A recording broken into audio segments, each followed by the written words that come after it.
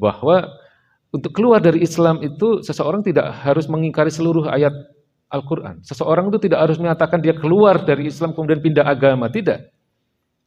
Ya. Keyakinan seseorang itu bisa mengeluarkan seseorang dari Islam tanpa sadar, Pak. Ucapan seseorang itu bisa mengeluarkan seseorang dari Islam. Kalau ucapan itu diyakini dengan penuh kesadaran, dengan penuh kesengajaan, dan ucapan itu dia tahu bahwa itu adalah bertentangan dengan apa yang menjadi pernyataan atau ayat-ayat yang disampaikan oleh Allah Subhanahu wa taala. Ya. Maaf, saya katakan begini. Kalau ada orang menyatakan semua agama sama. Ini contoh ya. Kalau itu dinyatakan atas kesadaran, dia tahu bahwa sebenarnya yang benar itu hanya Islam. Dia tahu ada ayat yang berbunyi innad dina indallah al-Islam. Ada ayat yang berbunyi wa may yabtaghi ghairal islami dina fala yuqbala minhu wa huwa fil akhirati minal khasirin. Ya. Sesungguhnya agama yang diridhai Allah adalah Islam.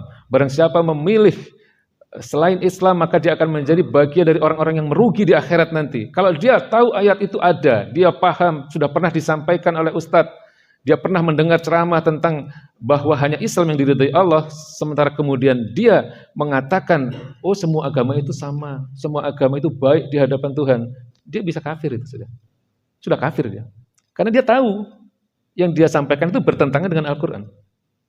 Kecuali dia nggak ngerti, kecuali dia menyatakan itu karena kebodohan, ya. Kecuali dia mengatakan itu karena memang nggak pernah dengar ayat yang tadi saya bacakan tadi. Ya. Kemudian setelah diberikan pengertian, dia bertaubat, dia kembali ke dalam Islam, artinya dia rujuk ilal haq, ya insya Allah dimaafkan.